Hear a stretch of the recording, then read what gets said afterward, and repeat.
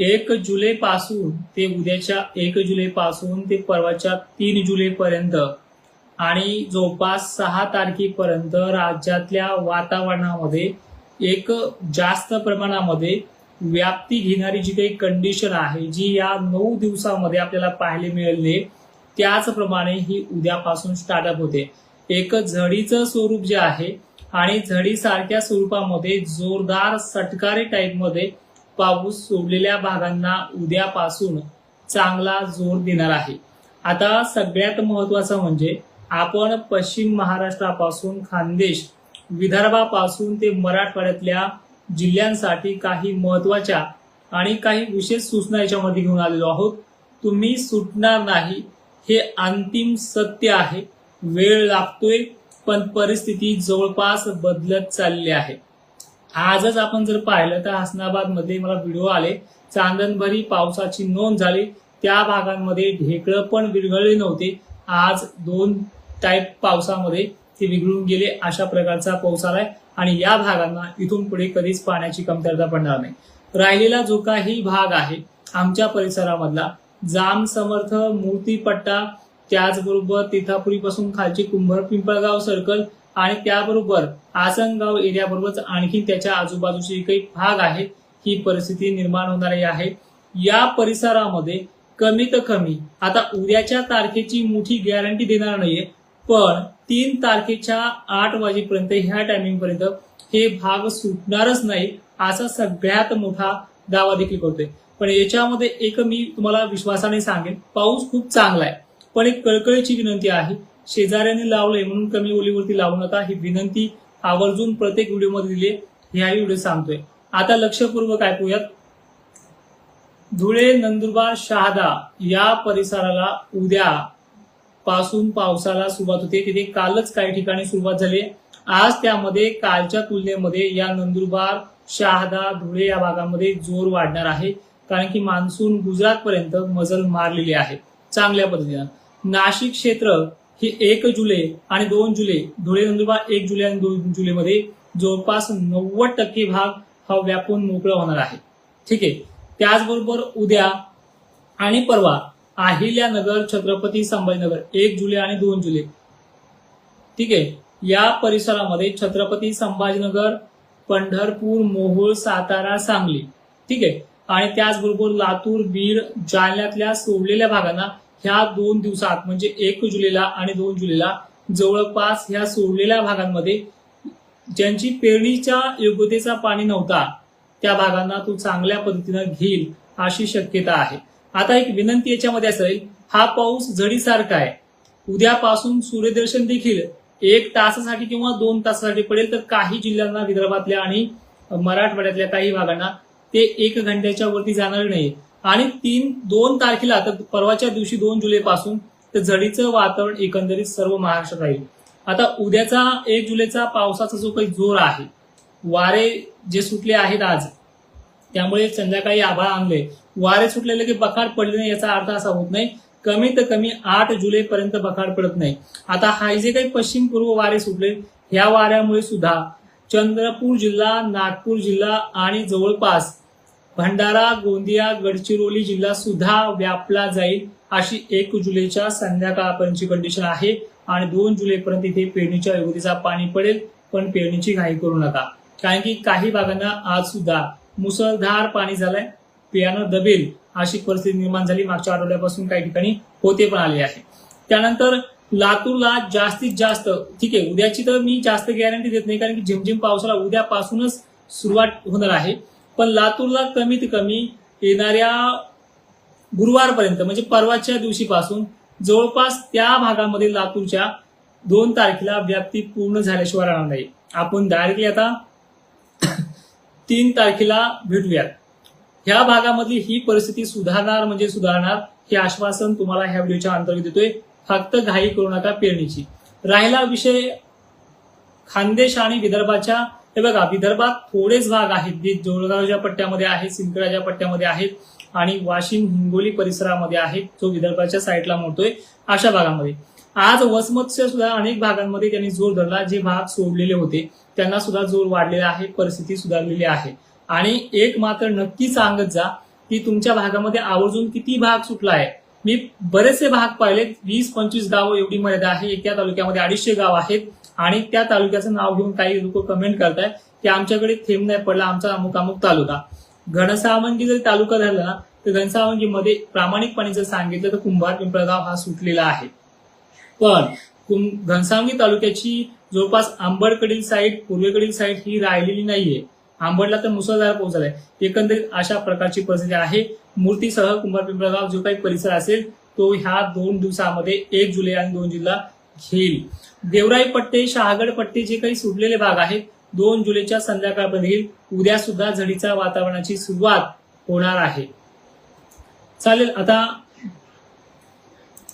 एकंदरीत आता सगळ्या भागांचा आढावा घेऊयात थोडक्यामध्ये. उद्या नांदेड जिल्हा जवळपास पूर्ण होईल अशी शक्यता आहे. नांदेडचे वसमतकडील साईड, परभणी, हिंगोली परिसर संध्याकाळची वेळ असेल किंवा 4-5 वाजतील.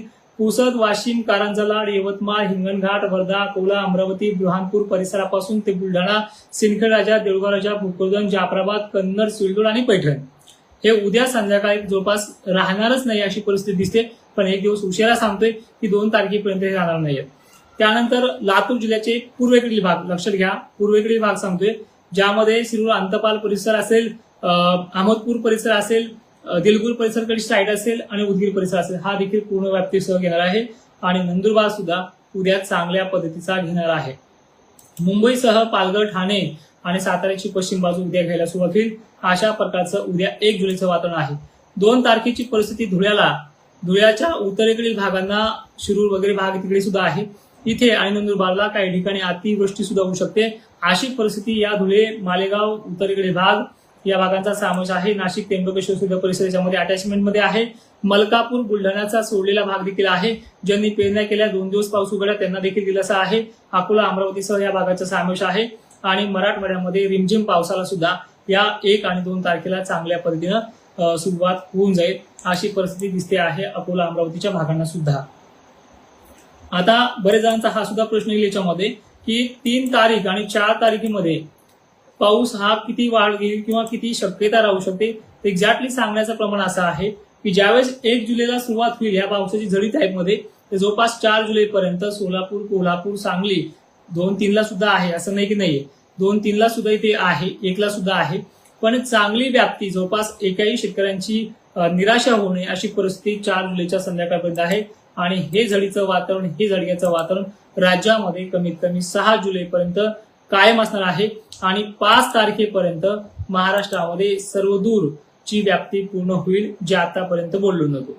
ठीक आहे, 5 तारखेपर्यंत राज्यातला एकही कानाकोपरा सुटणार नाही अशी परिस्थिती लातूरची असू शकते, बीडची असू शकते.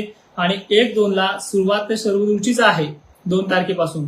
पण सर्वदूरमध्ये काही ठिकाणी ईदभरवल, फुटभरवल अशी परिस्थिती निर्माण होईल. काही लावल्या असतील त्यांना तो दिलासा आहे, काहींना नसेल लावला त्यांना तो दिलासा जवळपास मिळत जाणार आहे, त्यांना लावायला पण चान्स मिळणार आहे.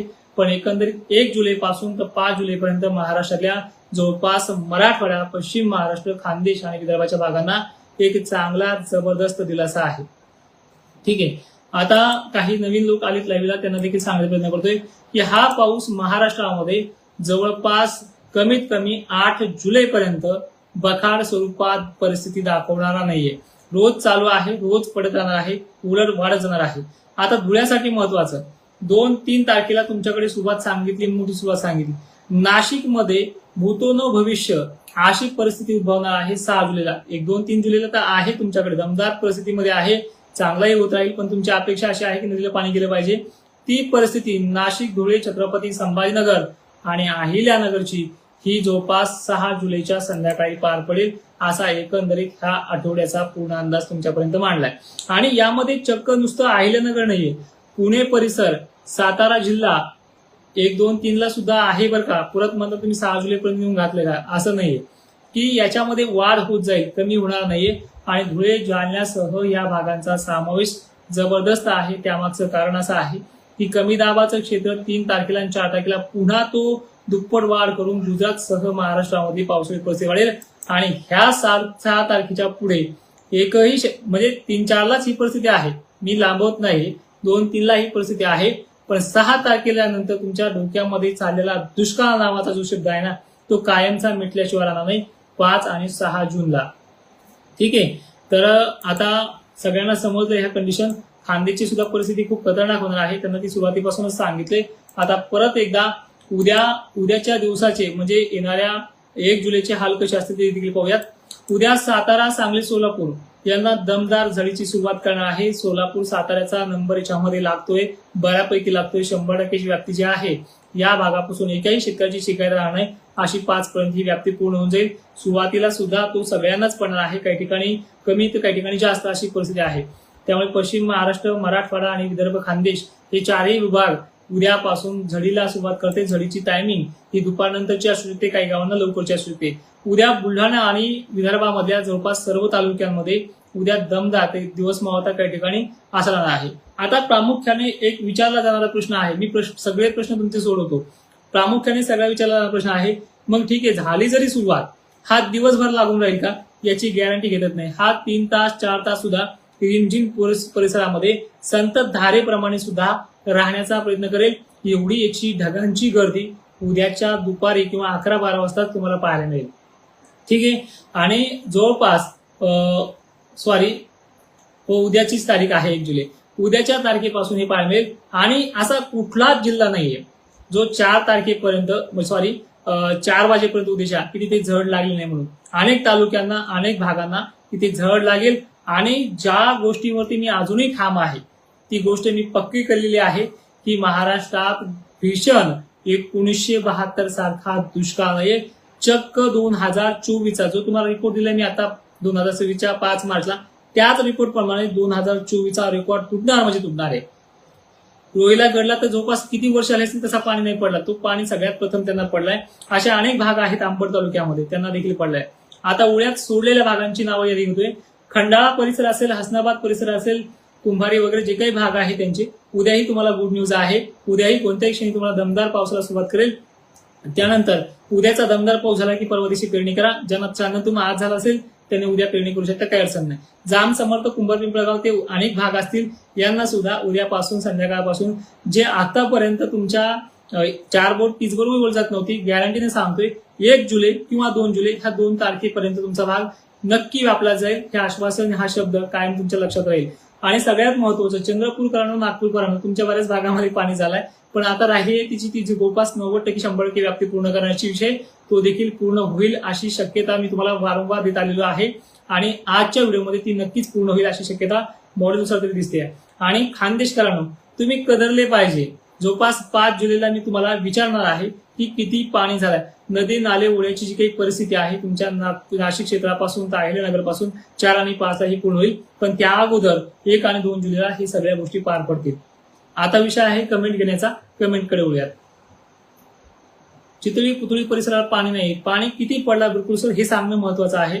तुमच्या भागामध्ये इथभर ओल जाईल असा पाणी पडलेला आहे, मी तिथला रिपोर्ट काढलेला आहे. निव्वळ जर खरंच थेंबही नसेल पडला तर आवर्जून सांगा, चला आम्हाला त्या भागातल्या रिपोर्ट काढायला वेळ मिळतोय. मी आता काय केलं, ज्यांना खूप पाणी झालंय त्या भागाची नावं पण घेतली नाही त्या व्हिडिओमध्ये. मी फक्त तुमच्या अडचणी ते साथ देतोय. तुम्हाला माहिती आहे जवळपास मार्च महिन्यापासून, मे महिन्यापासून ते जून पर्यंत अजूनहीच त्याच गोष्टीवरती ठाम आहे. आणि सध्या महाराष्ट्रामध्ये वावणी सुद्धा पाऊस पडतो आहे. आतापर्यंत जो काही पाणी पडलाय, लक्षात घ्या, आतापर्यंत जो पाणी पडलाय तो अवकाळीच्या स्वरूपाचा पडला आणि खरंच काही ठिकाणी खूप चांगला पाणी झालाय. आता महाराष्ट्रामध्ये 20% आणि 25% भाग राहिलाय, जेटली 75% भाग पूर्ण झालाय.